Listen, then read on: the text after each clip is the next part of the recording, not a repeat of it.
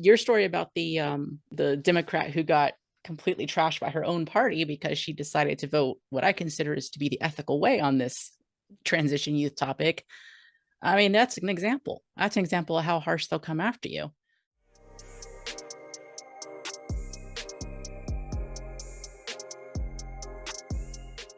Welcome everyone to another weekly news roundup. I'm Joss. I'm here with Carol, and we have a remote segment this week from Timothy.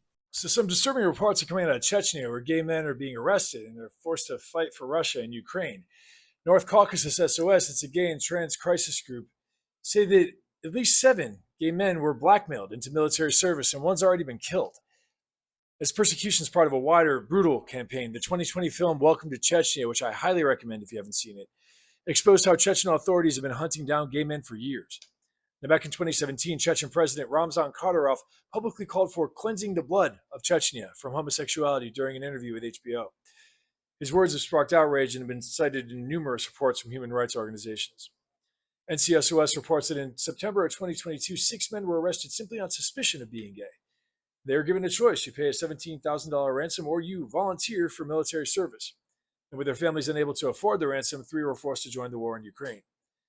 But it's not just the state. Under Sharia law, families in Chechnya often feel compelled to carry out honor killings of gay relatives. It's a phenomenon we've seen throughout the Islamic world. Many more men are believed to have been murdered this way in the last decade, quietly, behind closed doors. As raids continued into 2023, 4 more men were forced into service, and their fates are still unknown. And as Kadyrov's regime tightens its grip this year, NCSOS warns that this is bound to continue, and that the ongoing war is giving Chechen authorities a new tool of repression, one that continues to claim the lives of gay men. As reported by @JustDad7 on X, the Department of Education in England no longer recognizes the concept of a quote-unquote trans child. Comparing the 2023 Keeping Children Safe in Education Guide with the 2024 version, we see some glaring omissions and additions. Namely, the 2023 guide references children who are lesbian, gay, bi, or trans, LGBT. The 2024 version refers to children who are lesbian, gay, bisexual, or gender questioning. Further, the 2024 version cites the CAS review. In this section, they state, quote, "The CAS review identified that caution is necessary for children questioning their gender, as there remain many unknowns about the impact of social transition, and children may well have wider vulnerabilities, including having complex mental health and psychosocial needs, and in some cases, additional diagnosis of autism spectrum disorder and/or ADHD," end quote. It is a promising sign that the government bodies established to support and protect children in the UK are heeding the advice and caution of the CAS review. We hope US institutions will take note. Now from The Advocate. The Advocate reports that the Trevor Project has been awarded a $5 million grant to support LGBTQ plus youth mental health in the rural Midwest and Hawaii. The Helmsy Charitable Trust, which is the largest private funder of rural health initiatives in the country, announced their partnership with the Trevor Project and the awarding of the grant on Tuesday. The grant comes at a time when the Trevor Project has seen revenue skyrocketing over the last 7 years. The Trevor Project reported revenues under $5 million for the years 2011 through 2016. Then in 2017, they reported massive increases in revenue year over year, with the most recent data reporting revenue of $83.8 million in 2023. Despite the way the Trevor Project's budget has ballooned over recent years, the organization stands firm that the risk of suicide among LGBTQ plus young people, especially in rural areas, is a public health crisis. One would imagine that in the 26 years since they founded, the organization might have been able to turn the tide on what they claim is an ongoing threat to the LGBTQ plus community. Nevertheless, their senior vice president of marketing, communications, and content, Kevin Wong, states, quote, "The urgency is clear, as our most recent research shows that 39% of LGBTQ plus young people seriously considered attempting suicide in the past year, including 46% of transgender and non-binary young people," end quote. If you're wondering about the research, the data is from a poll of 18,000 LGBTQ plus young people aged 13 to 24 taken over a 3-month period in 2023. To qualify to participate individuals needed to be between those set ages and identify as non-heterosexual and or a gender identity other than quote-unquote cis. Comparatively, data from a 2002 study of gay and bi men suicide attempts compiled over a 2-year period found that 21% of respondents made a plan, with 12% making an attempt. Other studies of LGBT youth reported attempts ranging from 20 to 40%. While this is a very terse comparison, the argument can be made that increasing the Trevor Project's budget has not resulted in a decreased suicide risk among LGBTQ+ youth. Further, in a day and age where LGBTQ+ includes just about everyone who can opt in and out of LGBTQ+ identity at whim, why isn't the focus on the general mental health of youth or perhaps American society in general? Access to mental health counseling in the United States is appallingly inadequate for those who can access it, but completely inaccessible to most Americans. Perhaps that money would have done more good with one of the many suicide prevention resources or hotlines. And I say that because the Trevor Project plans to use the funds to maximize reach across audiences in 9 states with billboards, broadcast advertising on TV, digital platforms, and display ads, ad buys, and ads on social media with this message, a message of hope, of affirmation, and support to be carried to youth and adult audiences across different identities and geographies. And now here's an interesting headline from The Advocate. A transphobic Texas Democrat finds home for bigotry in state Republican Party. So let's break this down. Shawn Thierry served 4 terms in the Texas House of Representatives for heavily Democrat voting District 146. Thierry was primaried by Lauren Ashley Simmons, who is purportedly queer and who had the full backing of establishment Texas Democrats in her primary challenge.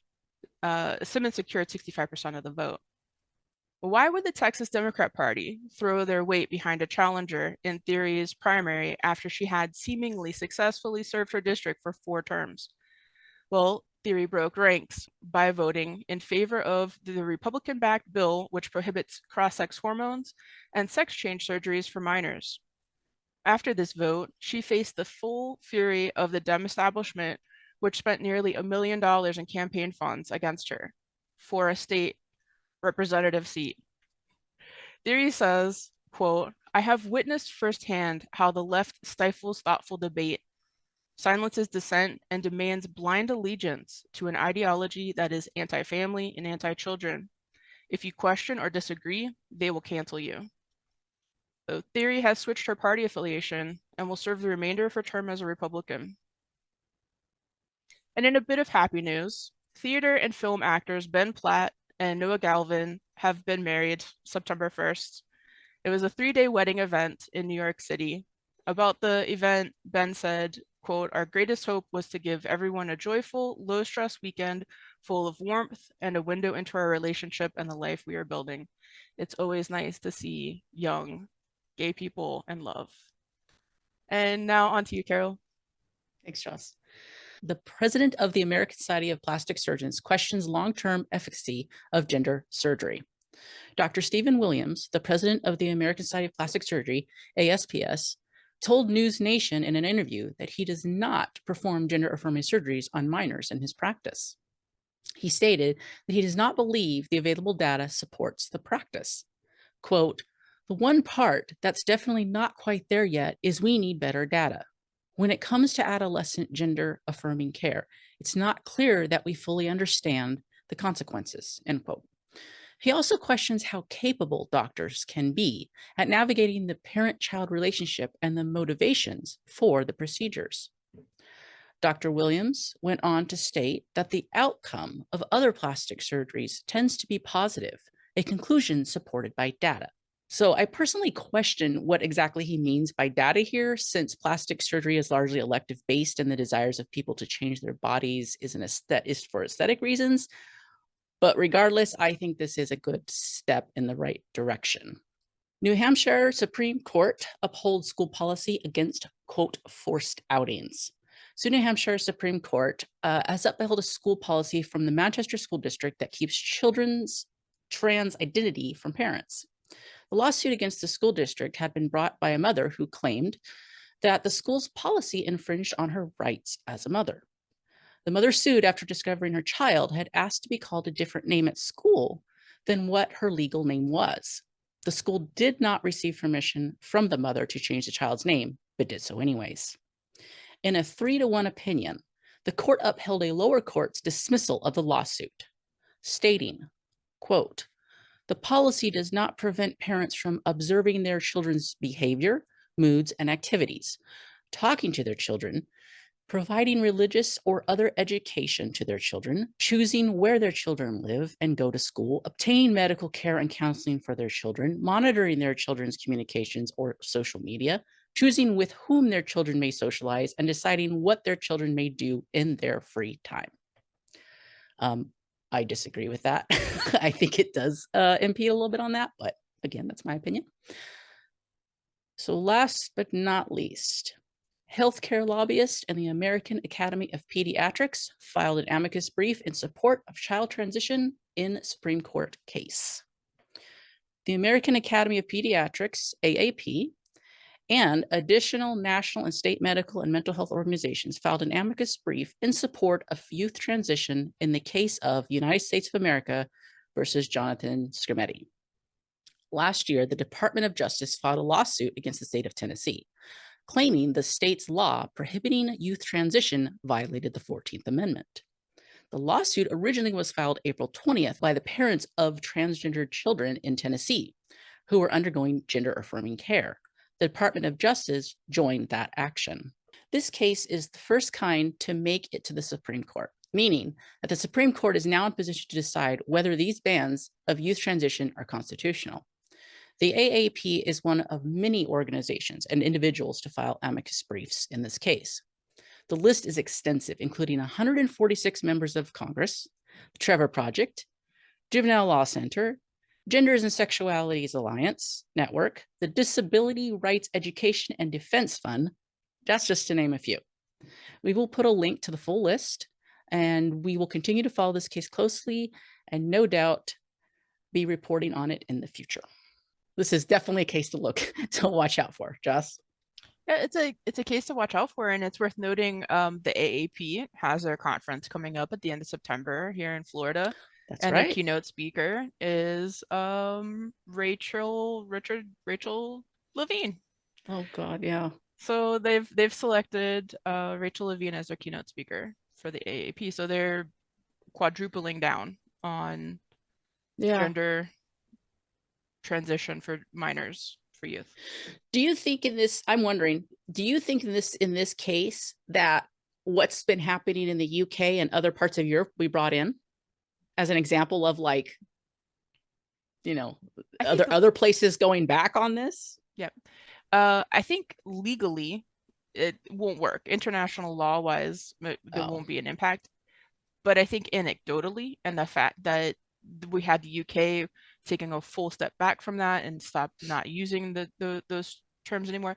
If the fact that the cast review was reported on here in the United States by national networks like NPR is a pretty big thing.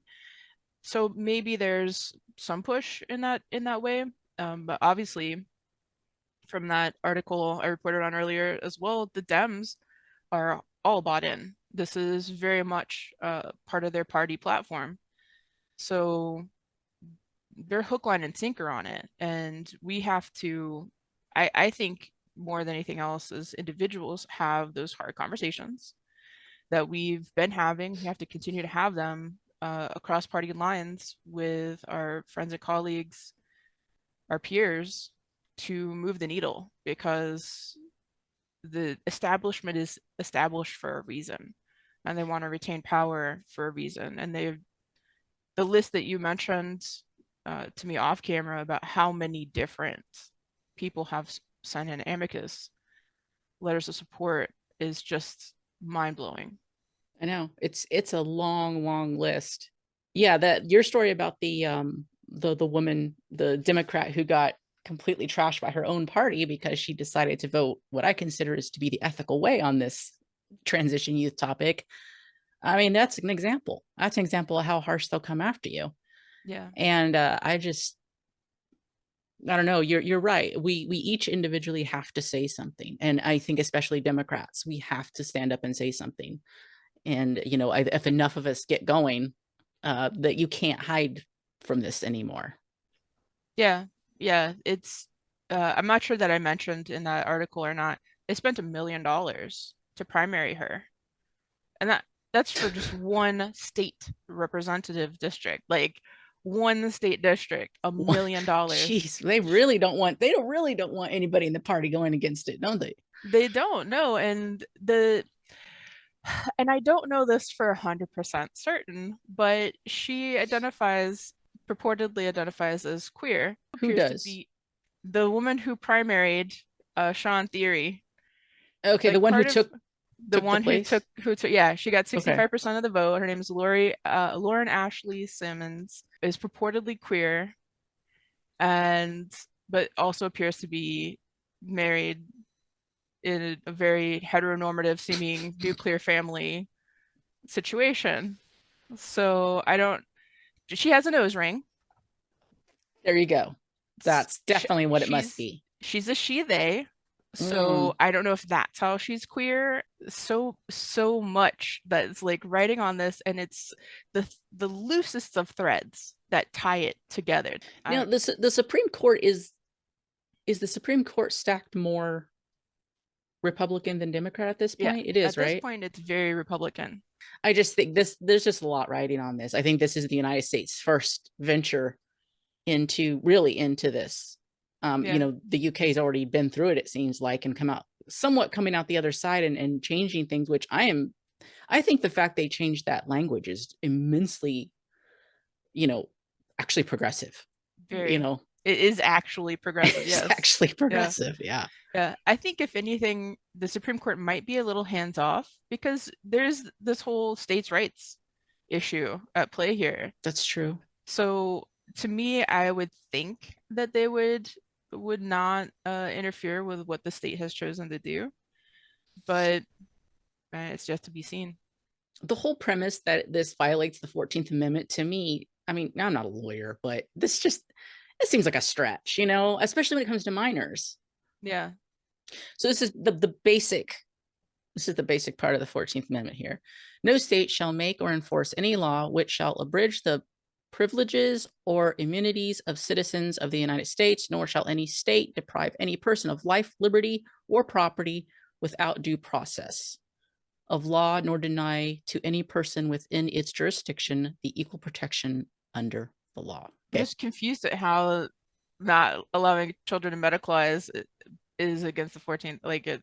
How does that violate the 14th Amendment? Well, I would say they're trying to say that it's depriving them of the life, liberty, pursuit of happiness thing. One could also argue that allowing a child to transition medically and then them realizing that was a mistake, they have lost their opportunity at life, liberty, and the pursuit of happiness. Yeah. That's actually in one of the studies that, I was just tersely looking through studies to compare the Trevor Project suicidality risk rates from the past. And one thing that's worth noting is in those older studies, they did use LGB separate from T because they are separate things. They have been separate things, and we weren't insane in the early 2000s when these these early studies were done. Some were. We just weren't massively insane yet. Academia wasn't nuts on this. These were studies that were done on focus and segmenting these things out. So they were looking at these at separate groups, not one umbrella group, which was good to see. I don't even know if laws apply to underage citizens. I'm not sure how that works either. Yeah, I think the amendments do. I think they do, but that's still not a deprivation of liberty or the pursuit of happiness or equal opportunity. Actually, this one doesn't have pursuit of happiness. This is just life, liberty, and property without due process. Yeah, it says the state can't get involved with that. So yeah, I don't think it's a deprivation of those things. One of those studies mentioned that suicidality and attempts at suicide increased after transition for that T segment of the population. The fact that it actually increased after transition versus before. We're gonna definitely see where this goes. This is something to keep your eye on, and if in any way that we can, make our voices heard is important. All right. Well, thank you for joining us for another weekly news roundup, and we'll catch you next week.